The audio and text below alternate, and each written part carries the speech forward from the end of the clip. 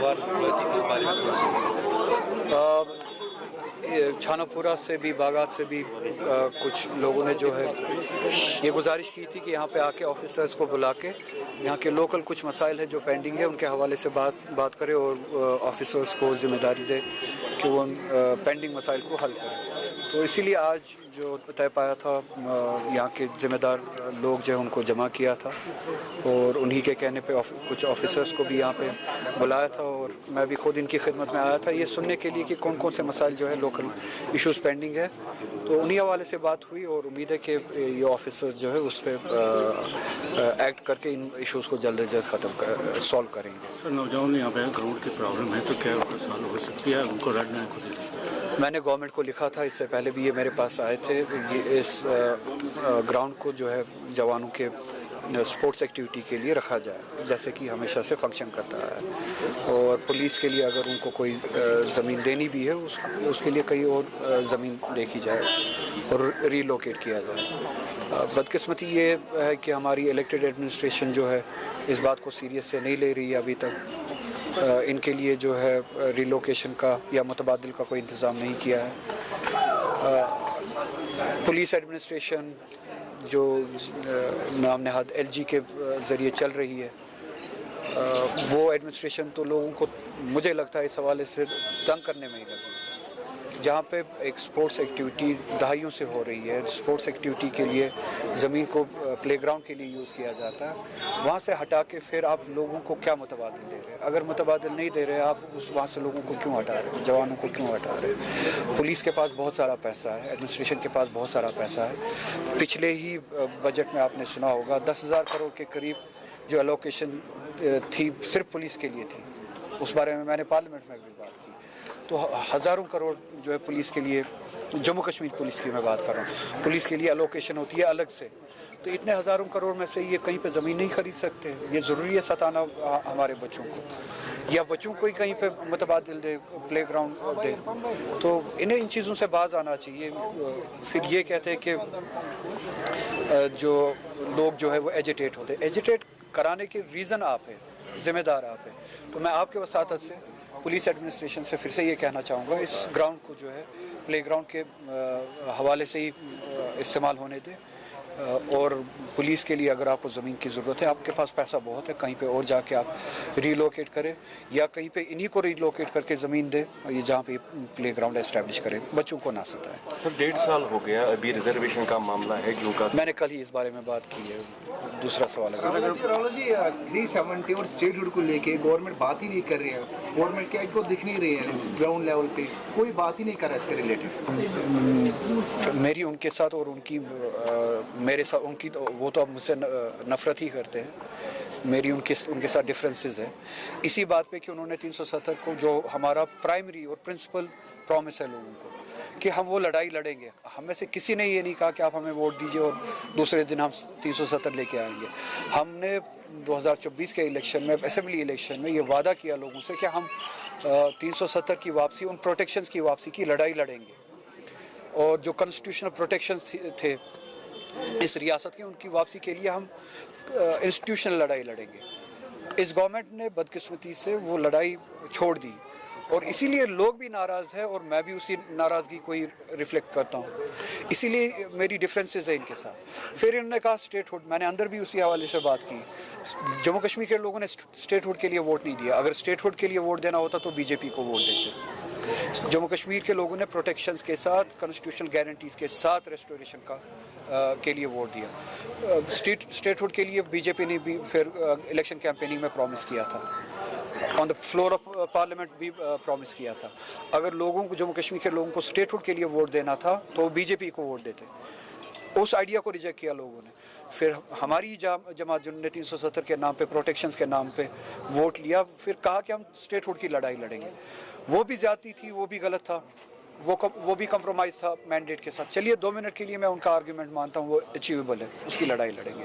अब 2 साल होने को है, ये गवर्नमेंट अब वो लड़ाई भी नहीं लड़ रही है, इनने वो भी अब छोड़ दिया है। अब ये कुछ वक्त पहले तक बिजनेस रूल्स की लड़ाई लड़ रहे थे कि हमें बिजनेस रूल्स जो है अप्रूव करके दे दीजिए। अब कुछ महीनों से मुझे लगता है कि अब वो बिजनेस रूल्स भी नहीं मांग रहे हैं। कुछ चीज़ें वहाँ से दिल्ली से अप्रूव होके आ गए, कुछ प्रोटोकॉल्स कुछ इंडिविजुअल्स के लिए अप्रूव होके आ गए और ये खामोश हो गए। अब तो ये ना बिजनेस रूल्स की लड़ाई लड़ रहे हैं, ना बकौल इनकी लड़ाई स्टेटहुड की थी, ना वो लड़ाई लड़ रहे हैं, और जो हम सब की जम्मू कश्मीर के लोगों की जो लड़ाई थी, कॉन्स्टिट्यूशनल गारंटीज़ की जो लड़ाई थी, ना वो लड़ाई लड़ रहे। तो ये ज़्यादती है लोगों के मैंडेट के साथ, लोगों के भरोसे के साथ। अगर ये आपने वुमेन रिजर्वेशन बिल को लेके बीजेपी का कहना है कि अपोजिशन इसको अपोज कर रही है पहले से ही। अपोजिशन ने अगर अपोज करना होता तो पहले ही 2023 में जो है ये बिल पास हो चुकी है ऑलरेडी, तो तब अपोज किया होता। जब सिर्फ और सिर्फ वुमेन्स रिजर्वेशन बिल लाई गई थी किसी मैलेज के बगैर, किसी ट्रिक के बगैर, वुमेन्स रिजर्वेशन बिल 2023 में पार्लियामेंट में लाई गई और यूनानिमसली उसको पास किया गया, और उसके इम्प्लीमेंटेशन के लिए इसी गवर्नमेंट ने कहा कि हम एक डेट तय करेंगे। तो आज भी वो वुमेन्स रिजर्वेशन बिल अलाइव है।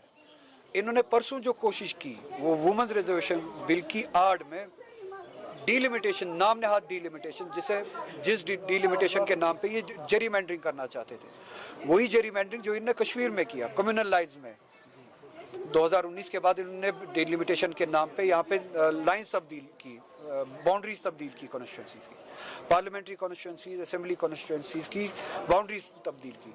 आप जम्मू रीजन में देखिए, आप चिनाब रीजन में देखिए, पीर पंजाब रीजन में देखिए, कश्मीर में देख लीजिए, इनने कम्युनल लाइंस पे कॉन्स्टिट्यूंसीज को तकसीम किया, और बैलेंस जो है सोसाइटीज़ का, उनको इलेक्टोरली किसी एक ख़ास तबके को किसी ख़ास कॉन्स्टिट्यूंसी में मजबूत करने की कोशिश की, किसी ख़ास तबके को मज़हब के बुनियाद पे, मुस्लिम मज़हब के बुनियाद पे उनको कमज़ोर करने की कोशिश की। यही जेरीमैंडरिंग ये जो चाहते थे पूरे मुल्क में करना चाहते थे डीलिमिटेशन के नाम पे, कि माइनॉरिटीज़ के साथ ज़्यादती की जाए, उनको इलेक्टोरली इररेलेवेंट बनाया जाए, जहाँ पे मुस्लिम जो परसेंटेज है 30-40% के करीब है कुछ कॉन्स्टिट्यूंसीज में, वहाँ पे मुस्लिम परसेंटेज को गिराया जाए, रीड्रॉ किया जाए कॉन्स्टिट्यूंसीज को, बाउंड्रीज को, ताकि उनकी परसेंटेज 5-10-20% तक रहे, और माइनॉरिटीज़ और बिलखुसूस मुस्लिम जो है इलेक्टोरली डिसएम्पावर हो जाए। इसी तरह से ये चाहते थे कि सीट्स में इजाफा करें। उसमें सबसे ज़्यादा अहम मसला था पार्लियामेंट्री सीट्स का, साउथ से लेके नॉर्थ कश्मीर तक। और मैंने इसी हवाले से बात की पार्लियामेंट में, मैंने साउथ कश्मीर की बात नहीं की कि पूरा हिंदुस्तान साउथ कश्मीर बने, ये मेरी बात नहीं थी। मेरा मसला, मेरे कहने का मतलब ये था कि पूरा साउथ इंडिया उसी चीज़ से गुजरे जो इलेक्टोरली जम्मू कश्मीर के साथ हुआ, कॉन्स्टिट्यूशनली जो जम्मू कश्मीर के साथ हुआ। जो नुकसान जम्मू कश्मीर के लोगों ने देखा वो ये है कि साउथ के लोग रियलाइज़ करते हैं,